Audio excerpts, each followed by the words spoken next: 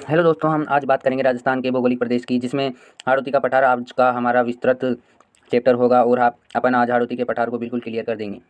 दोस्तों, मैं आपको बता दूं कि हाड़ौती के पठार को ही दक्षिणी पूर्वी मैदानी प्रदेश कहा जाता है और मैं आपको गारंटी दे दूं कि इसमें से क्वेश्चन बाहर नहीं आएगा। अगर हाड़ौती के पठार से रिलेटेड कोई भी क्वेश्चन आता है तो वह इस नोट्स से बाहर नहीं आएगा, ये मेरी आपसे गारंटी है। तो दोस्तों शुरू करते हैं अपन यहाँ से। तो दोस्तों यहाँ पे बात करेंगे कि राजस्थान के भौतिक प्रदेश में उसमें अपन मृदा, राजस्थान की जलवायु, राजस्थान की वनस्पति, कृषि एवं फसलें, जनसंख्या और इनके अलावा अपन यहाँ पाए जाने वाले खनिज, यहाँ की चट्टानें, यहाँ पे कौन कौन सी नदी है और यहाँ के अपवाह तंत्र के बारे में संपूर्ण जानकारी का विस्तृत अध्ययन करेंगे। दोस्तों इसी के साथ मैं आपको बता दूं कि राजस्थान की मृदा और राजस्थान की जलवायु सब इसके भौतिक प्रदेश पर ही निर्भर करती है और आज हम हाड़ौती के पठार के बारे में विस्तृत अध्ययन करेंगे। तो चलते हैं अपन नोट्स की ओर। तो यह है राजस्थान के भौतिक प्रदेशों का विस्तृत चैप्टर। तो इसमें सबसे पहले ये कि राजस्थान का सर्वप्रथम भौगोलिक वर्गीकरण प्रोफेसर BC मिश्रा ने 1967 में अपनी पुस्तक राजस्थान का भूगोल में 7 भागों में किया। प्रोफेसर BC मिश्रा ने 1967 में उनकी जो पुस्तक थी राजस्थान का भूगोल, उसमें उन्होंने राजस्थान के भौतिक प्रदेशों को 7 भागों में बांटा है। और मैं बता दूं कि आपको कि इस प्रोफेसर BC मिश्रा ने 1967 में अपनी पुस्तक भारत का भूगोल में इसे 7 भागों में बांटा है, लेकिन 1968 में इस पुस्तक का प्रकाशन होने के कारण कई जगह इसका 1968 भी देखने को मिल जाता है ऑप्शन, लेकिन आपको ऑप्शन 1967 ही राइट करना है। 1968 बिल्कुल भी सही नहीं करना। अब हम देखते हैं कि कौन कौन से क्षेत्रों में डॉक्टर BC मिश्रा ने इसे डिवाइड किया है।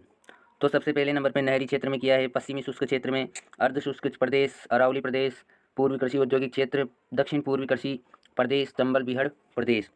इसके बाद चलते हैं कि ये 7 भाग हो गए। अब इसके बाद चलते हैं कि 1968 में नोट डाल के लिख सकते हैं आप। 1968 में नेशनल बुक ट्रस्ट द्वारा राजस्थान का भूगोल पुस्तक का प्रकाशन किया गया। जैसे कि मैंने आपको पहले बताया था कि राजस्थान का भूगोल पुस्तक 1968 में प्रकाशित हुई थी, इस कारण कई जगह 1968 भी आपको देखने को मिल जाएगा। अब बात करते हैं सबसे इम्पोर्टेंट बात की सन 1994 में डॉक्टर हरिमोहन सक्सेना और डॉक्टर तिवारी ने अपनी पुस्तक राजस्थान का प्रादेशिक भूगोल में राजस्थान को 4 भौतिक प्रदेशों में विभाजित किया था। यही 4 भौतिक प्रदेश अपने वर्तमान में भारतीय भौगोलिक प्रदेशों का हिस्सा है और इन्हें ही अभी हम मानते हैं और इनमें से ही क्वेश्चन आते हैं। तो ये 4 भाग पश्चिमी मरुस्थलीय प्रदेश जो कि जैसलमेर, बीकानेर, जोधपुर आदि का क्षेत्र है। और दूसरे नंबर पे है अरावली पर्वतीय प्रदेश, अरावली का संपूर्ण क्षेत्र जो कि इधर राजस्थान के मध्य में फैला हुआ है और राजस्थान को लगभग 2 भागों में भी डिवाइड करता है। तीसरा है पूर्वी मैदानी प्रदेश। पूर्वी मैदानी प्रदेश ये डांग प्रदेश, सवाई माधोपुर, करौली, जयपुर आदि का एरिया पूर्वी मैदानी प्रदेश। और दक्षिण पूर्वी पठारी प्रदेश, इसे हम हाड़ौती का पठार भी कहते हैं। और आज हम हाड़ौती के पठार दक्षिण पूर्वी पठारी प्रदेश के बारे में ही चर्चा करेंगे। तो मैं लेके चलता हूँ आपको सीधा आगे। तो उससे पहले अपन भारत के संदर्भ में राजस्थान के उच्चावचों से प्रश्न आता है, तो इसे हम भारतीय उच्चावचों को राजस्थान के संदर्भ में एक बार जरूर देख लेते हैं। तो भारतीय उच्चावच संरचना के संबंध में भारतीय उच्चावचों को 4 भागों में बांटा गया है। उत्तरी पर्वतीय प्रदेश, उत्तर का विशाल मैदान, प्रायद्वीपीय पठार, तटीय मैदान व द्वीप समूह। तो उत्तरी पर्वतीय प्रदेश, इसमें राजस्थान का कोई भी भाग नहीं आता। उत्तर का विशाल मैदान, इसमें राजस्थान का भाग आता है। और प्रायद्वीपीय पठार, गोंडवाना लैंड, इसमें राजस्थान का अरावली पर्वतीय प्रदेश, दक्षिण पूर्वी पठार मीन हाड़ौती का पठार वाला एरिया आता है। और उत्तर के विशाल मैदान में 2 भागों में डिवाइड होते हैं, मैदानी प्रदेश और मरुस्थलीय प्रदेश। तो मरुस्थलीय प्रदेश में पूरा राजस्थान का मरुस्थलीय प्रदेश आ जाएगा, रेगिस्तान आ जाएगा। और मैदानी प्रदेश को भी 3 भागों में बांटा गया है, गंगा का मैदान, सिंधु का मैदान और ब्रह्मपुत्र का मैदान। इनमें से अपना गंगा का मैदान पूर्वी मैदानी प्रदेश मतलब हाड़ौती का पठार जिसे हम बोलेंगे वो पूर्वी मैदानी प्रदेश है। अब आगे बात करते हैं दक्षिणी पूर्वी पठार या हाड़ौती के पठार के बारे में। तो सबसे पहले देखेंगे कि इसकी उत्पत्ति कैसे हुई थी। तो इसकी उत्पत्ति दक्षिणी पूर्वी पठारी प्रदेश की उत्पत्ति मध्यजीवी महाकल्प मेसोनोइक एरा के द्वितीयक युग के क्रिटिशियस काल के गोंडवाना लैंड में ज्वालामुखी क्रिया के दरारी उद्गार से हुई है। तो दोस्तों मैं आपको बता दूं कि हाड़ौती के पठार की उत्पत्ति के बारे में मैं आपको बताऊं कि जो पठार होते हैं वो एक धरातल से कुछ ऊंचाई तक समतल स्थल को पठार कहते हैं। मतलब धरातल से कुछ उठा हुआ भाग जो ऊपर से समतल हो वह पठार कहलाता है। और पठार का निर्माण 2 क्रियाओं से होता है, एक तो आच्छादन से और एक ज्वालामुखी क्रिया से। ज्वालामुखी क्रिया जिसे दरारी उद्गार भी कहते हैं। आच्छादन की क्रिया 2 प्रकार से होती है, एक तो अपर्दन और एक अपक्षरण। अपर्दन का मतलब होता है जिसमें चट्टानें किसी गतिशील कण के द्वारा टूटती हैं, मतलब जैसे हवा के द्वारा जल के द्वारा, बर्फ़ के द्वारा यदि चट्टानें टूटती हैं तो वह अपरदन कहलाता है। और अपसरण जैसे कि कोई भी चट्टान किसी भी दबाव के कारण, किसी सूर्य की किरणों के कारण किसी भी परिस्थिति में टूटती हैं तो वह अपसरण कहलाता है। और इन यदि दोनों क्रियाएँ साथ में हो तो उसे हम आच्छादन कहेंगे। अब मैं आपको बता दूं कि जैसे कोई पर्वत है, ये कोई पर्वत है, अब पर्वत यहाँ से टूटता है, पहले उसका अपसरण होता है, मतलब उसका अपसरण होता है, वो किसी भी दाब या सूर्य की स्थिति या गर्मी की वजह से टूट जाती हैं और टूटती हैं तो फिर उसका अपरदन होता है। वो अपरदन होते होते धीरे धीरे वो पठार में कन्वर्ट हो जाता है और पठार का निर्माण हो जाता है।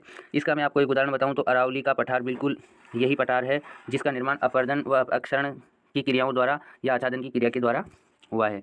इसके बाद हम बात करेंगे कि ज्वालामुखी क्रिया या दरारी उद्गार। ये क्रिया सबसे पहले जो पृथ्वी में मैग्मा चैम्बर होता है, पृथ्वी में जो मैग्मा चैम्बर होता है वो मैग्मा चैम्बर ज्वालामुखी नदी से होकर पृथ्वी के धरातल, ये पृथ्वी का धरातल है, यहाँ पे पृथ्वी के धरातल से बाहर निकलता है, ये यहाँ से बाहर निकलता है। और बाहर निकलने के बाद जब ये ठंडा हो जाता है तो इसमें हमेशा ज्वालामुखी से हमेशा काली मृदा का निर्माण होता है। तो हमें ये तो पता चल गया कि हाड़ौती के पठार में काली मृदा पाई जाती है और वहाँ काली मृदा पाई जाती है जो कि सबसे चिकनी मृदा होती है और पानी का संग्रहण सबसे ज़्यादा करती है। अब ज्वालामुखी क्रिया का तो हमारे हाड़ौती के पठार में गोंडवाना लैंड का भाग है और यहाँ पर ये क्रिया हुई, अभी मैंने जो आपको बताई है, वहाँ से काली मृदा का निर्माण हुआ। और यहाँ से क्रिटिशियस काल भी पूछ सकता है आपसे कि कौन से काल में उसकी उत्पत्ति हुई थी। तो क्रिटिशियस काल युग कौन सा था, तो द्वितीय युग था। और मध्यजीवी महाकल्प कौन सा था, तो मध्यजीवी महाकल्प, जिसे वैज्ञानिक की भाषा में मेसोनोइक एरा भी कहते हैं। तो अब आपको समझ में आ गया होगा कि हाड़ौती के पठार की उत्पत्ति कैसे हुई थी। तो हाड़ौती के पठार की उत्पत्ति मेसोनोइक एरा या मध्यजीवी महाकल्प के द्वितीय युग के क्रिटिशियस काल के गोंडवाना लैंड के भाग के ज्वालामुखी क्रिया में दरारी उद्गार के कारण इसकी उत्पत्ति हुई थी। तो इसी के साथ अब हम चलते हैं आगे। अब बात करते हैं कि हाड़ौती के पठार का विस्तार के बारे में। तो इसका क्षेत्रफल 6.89%, इसे राउंड फिगर में देखें तो 77%, राउंड फिगर में 7% भौगोलिक प्रदेश, सबसे छोटा राजस्थान का भौगोलिक प्रदेश है और 7% भौगोलिक प्रदेश है, जिसे राउंड फिगर में 7% लिखा जाता है। बाकी ये 6.89% है। और यहाँ जो जनसंख्या निवास करती है वो 11% जनसंख्या निवास करती है। संपूर्ण राजस्थान के भौगोलिक प्रदेश की 11% जनसंख्या हाड़ौती के पठार में निवास करती है। अगर इसमें जिले देखे जाएँ तो इसमें 4 जिले आते हैं, कोटा, बूंदी, झालावाड़ और बारां। अगर इसकी औसत ऊंचाई देखी जाए तो 500 से 550 मीटर, 550 मीटर की इसकी औसत ऊंचाई है। और इसमें 4 जिले आते हैं जो कि मैंने पहले बता दिया आपको, कोटा, बूंदी, झालावाड़ और बारां। अब हम बात कर लेते हैं हाड़ौती के पठार की विशेषताओं के बारे में। तो हाड़ौती के पठार की विशेषता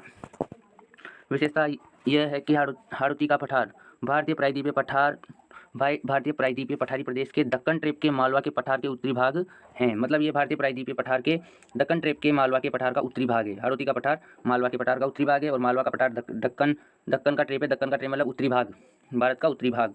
और प्रायद्वीपीय पठारीय प्रदेश, दक्कन प्रदेश प्रायद्वीपीय पठारी प्रदेश का भाग है। अब हम चलते हैं आगे। तो आगे पॉइंट है कि हाड़ौती का पठार क्षेत्रफल की दृष्टि से राजस्थान का सबसे छोटा भौतिक प्रदेश है। तो भाई साहब, हाड़ौती का पठार क्षेत्रफल की दृष्टि से राजस्थान का सबसे छोटा भौगोलिक प्रदेश है। उसके बाद है हाड़ौती का पठार जनसंख्या की दृष्टि से राजस्थान का तीसरा सबसे बड़ा भौतिक प्रदेश है। मतलब तीसरा सबसे बड़ा भौतिक प्रदेश राजस्थान का हाड़ौती का पठार है। उसके बाद बात करेंगे हाड़ौती का पठार जनघनत्व की दृष्टि से दूसरा सबसे बड़ा भौतिक प्रदेश है। मतलब जनघनत्व की दृष्टि से देखा जाए तो दूसरा सबसे बड़ा भौतिक प्रदेश हाड़ौती का पठार ही है। उसके बाद है कि हाड़ौती के पठार में क्रिटिशियन कालीन आंतरिक आग्नेय चट्टानें, बेसाल्ट चट्टानें के भंडार हैं, जिसमें बलुआ पत्थर, कोटा स्टोन और एल्यूमिनियम बॉक्साइड के भंडार हैं। तो दोस्तों हाड़ौती के पठार में क्रिटिशियन कालीन आंतरिक आग्नेय चट्टानों या बेसाल्ट चट्टानों के भंडार है। मतलब हाड़ौती के पठार में आग्नेय चट्टानें पाई जाती है जिसमें बलुआ पत्थर, कोटा स्टोन सबसे अधिक मात्रा में निकाला जाता है और एल्यूमिनियम बॉक्साइड के यहाँ पर भंडार खोजे गए हैं। अभी निकाले नहीं गए, यहाँ पर एल्यूमिनियम के बॉक्साइड के भंडार खोजे गए हैं। अब हम जानते हैं कि जहाँ पर काली मृदा होगी वहाँ पर एल्यूमिनियम की मात्रा भी होगी, तो वहाँ पर भंडार मिले हैं। अगला पॉइंट है कि हाड़ौती के पठार में काली मृदा, रेगुर मृदा, कपासी मृदा, वर्टिसोल का विस्तार है।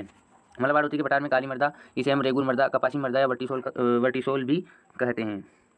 इसी के साथ अगले पॉइंट की ओर चलते हैं। तो अगला पॉइंट है कि हाड़ौती के पठार की मुख्य नदी चंबल नदी है। तो भाई साहब, हाड़ौती के पठार की सबसे मुख्य नदी चंबल नदी है, जो कि हाड़ौती के पठार में अपवाह तंत्र को मुख्यता देती है। इसी के साथ अगला पॉइंट है कि हाड़ौती के पठार का ढाल दक्षिण से उत्तर की ओर है। अब हाड़ौती का पठार दक्षिण से उत्तर की ओर है तो दक्षिण से उत्तर की ओर ही चंबल नदी का अपवाह तंत्र होगा। मतलब दक्षिण से उत्तर की ओर ही चंबल नदी बहेगी। इसके बाद है कि हाड़ौती के पठार में सर्वाधिक नदियाँ हैं। हाड़ौती के पठार में सर्वाधिक नदियाँ हैं तो मतलब काली मिट्टी में सबसे ज़्यादा अपरदन होता है, मिट्टी का अपरदन होता है, तो उसी के कारण सर्वाधिक नदियाँ भी यहीं पर है। इसमें अगले पॉइंट में दे भी रखा है कि इसका कारण हाड़ौती के पठार या चंबल बेसिन काली मृदा जलीय अपरदन से सर्वाधिक प्रभावित है, इसलिए यहाँ पर सबसे ज़्यादा नदियाँ हैं। मतलब काली मृदा सबसे ज़्यादा जलीय अपरदन करती है, जिसके कारण ज़्यादा से ज़्यादा नदियों का निर्माण होता है। और ये क्वेश्चन एसआई में पूछा गया था। एसआई में पूछा गया था, उसका आंसर चंबल बेसिन था कि सबसे हाड़ौती के पठार में सबसे ज़्यादा जलीय अपरदन का कारण होने वाले भौगोलिक क्षेत्र कौन सा है, तो उसमें चंबल बेसिन वाला क्षेत्र इसका सही उत्तर था। अगले पॉइंट की ओर चलते हैं। तो अगला पॉइंट है कि हाड़ौती के पठार में जलीय जीव विविधता सर्वाधिक है। तो हाड़ौती के पठार में जलीय जीव विविधता सर्वाधिक है, मतलब यहाँ पर जलीय जीव सबसे ज़्यादा पाले जाते हैं या संरक्षित हैं, या फिर इनकी विविधता है या सबसे ज़्यादा पाए जाते हैं। अगला पॉइंट है कि हाड़ौती के पठार में शहरिया जनजाति निवास करती है। हाड़ौती के पठार में शहरिया जनजाति निवास करती है, जो मुख्य रूप से 12 जिले में पाई जाती है। अगर क्वेश्चन पूछना है तो वह आर्ट एंड कल्चर से भी क्वेश्चन पूछ सकता है। आर्ट एंड कल्चर को संदर्भ बना के वह भूगोल से क्वेश्चन पूछ सकता है। जैसे कि यहाँ से पूछ लिया कि सबसे ज़्यादा शहरिया जनजाति किस भौगोलिक प्रदेश में निवास करती है, वह है, तो उसका आंसर होगा यहाँ पे हाड़ौती का पठार। अगर जिला दे देता है तो बाय द वे कोई दिक्कत नहीं है, उसमें 12 जिले को राइट कर देंगे। अगला पॉइंट है शहरिया जनजाति द्वारा वनों को काट कर या जलाकर की जाने वाली कृषि जूमिंग या स्थानांतरित कृषि कहलाती है। राजस्थान मतलब शहरिया जनजाति वनों को काटकर या जलाकर जो कृषि करती है उसे जूमिंग या स्थानांतरित कृषि कहते हैं। और इनकी शब्दावली भी अलग अलग है। जैसे राजस्थान में जूमिंग कृषि के आदिवासियों की शब्दावली, तो जो चीमाता होती है वो चीमाता, भील जनजाति के लोग इसे चीमाता बोलते हैं। मतलब जंगलों को जलाकर या फिर काट कर की जाने वाली खेती जूमिंग कृषि या स्थानांतरित कृषि कहलाती है। और भील जो होते हैं वह इसे चीमाता बोलते हैं। और भील और डामोर दजिया बोलते हैं। गरासिया जनजाति इसे वालरा बोलती है और शहरिया जनजाति इसे वात्रा बोलती है। मतलब वात्रा शब्द यूज लेती है शहरिया जनजाति हाड़ौती के पठार में इसे काटने या जलाने के लिए, खेती करने के लिए। अगली बात करते हैं हम कि ये अपना पूरा हाड़ौती का पठार है या फिर इसे हम यहाँ पे ये हाड़ौती का पठार है। अब बात करेंगे दक्कन के पठार की और विंध्य कगार क्षेत्र की। ये यहाँ पे हाड़ौती का पठार हो जाएगा, ये हाड़ौती का पठार। और ये चंबल नदी है और ये बनास नदी है। चंबल बनास हो गई। तो यहाँ पे आप ध्यान से देखोगे तो ये जो क्षेत्र है ये वाला, ये क्षेत्र दो नदियों के बीच में स्थित है, मतलब दोआब क्षेत्र है। और दोआब क्षेत्र होने के कारण यहाँ पर बलुआ पत्थर सबसे ज़्यादा पाया जाता है और इसे विंध्य कगार क्षेत्र बोला जाता है। और दक्कन का पठार, ये दक्कन का पठार है और विंध्य कगार क्षेत्र और बलुआ पत्थर सबसे ज़्यादा पाया जाता है।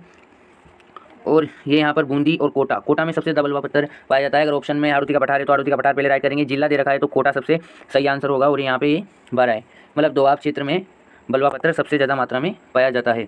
मतलब विंध्य कगार क्षेत्र किसे कहेंगे, जहाँ दो नदियों के बीच का वह क्षेत्र जहाँ बलुआ पत्थर सबसे ज़्यादा पाया जाता है। यहाँ पे इसकी परिभाषा भी है। विंध्य कगार क्षेत्र चंबल बनास नदियों के मध्य स्थित बलुआ से निर्मित चट्टानी प्रदेश जिसका विस्तार बूंदी, कोटा व 12 जिले में, उसे विंध्य कगार क्षेत्र कहेंगे। अब अर्धचंद्राकार पहाड़ियों की बात करें तो बूंदी की पहाड़ी जो कि बूंदी में है, इसकी सर्वोच्च चोटी सतूर बूंदी 353 मीटर की हैं। उसके बाद बात करते हैं मुकुंदरा की पहाड़ियों की। तो मुकुंदरा की पहाड़ियाँ कोटा और झालावाड़ तक फैली हुई हैं और इसकी सर्वोच्च चोटी चांदबाड़ी कोटा 517 मीटर हैं। अब इसके बाद बात करते हैं कि कुंडला की पहाड़ियाँ, जो कि एग्जामों में सबसे ज़्यादा पूछी जाती है। अभी RBCA के द्वारा फर्स्ट ग्रेड में पूछा गया प्रश्न था कि कुंडला की पहाड़ियाँ जो कि कोटा में हैं, और ये यहाँ से प्रश्न हमेशा आता है, मतलब वर्गीकरण से क्वेश्चन हमेशा आएगा। और रामगढ़ की पहाड़ियाँ बूंदी से 12 तक, यह घोड़े के नाल के समान अर्धचंद्राकार पहाड़ियाँ हैं। मतलब क्वेश्चन यहाँ से आसानी से बन जाएगा कि रामगढ़ की पहाड़ियाँ घोड़े के नाल के जैसी समान चंद्राकार पहाड़ियाँ कौन सी है, तो उसमें रामगढ़ की पहाड़ियों वाला ऑप्शन बिल्कुल सही ऑप्शन होगा। अब यहाँ पर नदियों से निर्मित मैदान, तो चंबल व उसकी सहायक नदियों के द्वारा निर्मित मैदान कौन कौन से हैं, तो शाहबाद उच्च भूमि। तो शाहबाद उच्च भूमि पूर्वी बारा में स्थित उच्च भूमि जहाँ शहरिया जनजाति निवास करती है। शाहबाद उच्च भूमि क्षेत्र की सर्वोच्च चोटी कांबा 456 मीटर है। मतलब पूर्वी बारा में स्थित उच्च भूमि को शाहबाद उच्च भूमि कहेंगे। उसके बाद आता है झालावाड़ का पठार। तो झालावाड़ का पठार झालावाड़ में स्थित पठारी क्षेत्र जो मालवा के पठार का उत्तरी भाग है वह झालावाड़ का पठार कहलाएगा। मतलब झालावाड़ में स्थित पठारी क्षेत्र जो मालवा के पठार का उत्तरी भाग है वो झालावाड़ का पठार कहलाता है। उसके बाद आता है डग और गंगदर प्रदेश। तो झालावाड़ के दक्षिण पश्चिम में स्थित उच्च भूमि क्षेत्र, झालावाड़ के दक्षिण पश्चिम में स्थित उच्च भूमि क्षेत्र डग या गंगदर प्रदेश कहलाता है। इसके बाद आती है रामगढ़ झील। खगोलीय घटना उल्कापात के कारण निर्मित झील 12 में है ये, जो जिसे रामगढ़ झील नाम दिया गया था, जो कि खगोलीय घटना के कारण बन गई थी।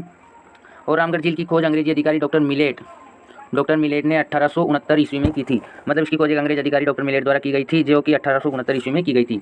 रामगढ़ झील को अगस्त 2020 में Earth Impact Database Society of Canada द्वारा भारत का तीसरा, राजस्थान का पहला संवैधानिक क्रेटर घोषित किया गया था। ये सबसे इंपॉर्टेंट और ये क्वेश्चन बार बार एग्जामों में पूछा भी जा रहा है कि रामगढ़ झील को अगस्त 2022 में Earth Impact Database Society of India द्वारा भारत का तीसरा और राजस्थान का पहला संवैधानिक क्रेटर घोषित किया गया है। यह बहुत ही इंपॉर्टेंट क्वेश्चन है।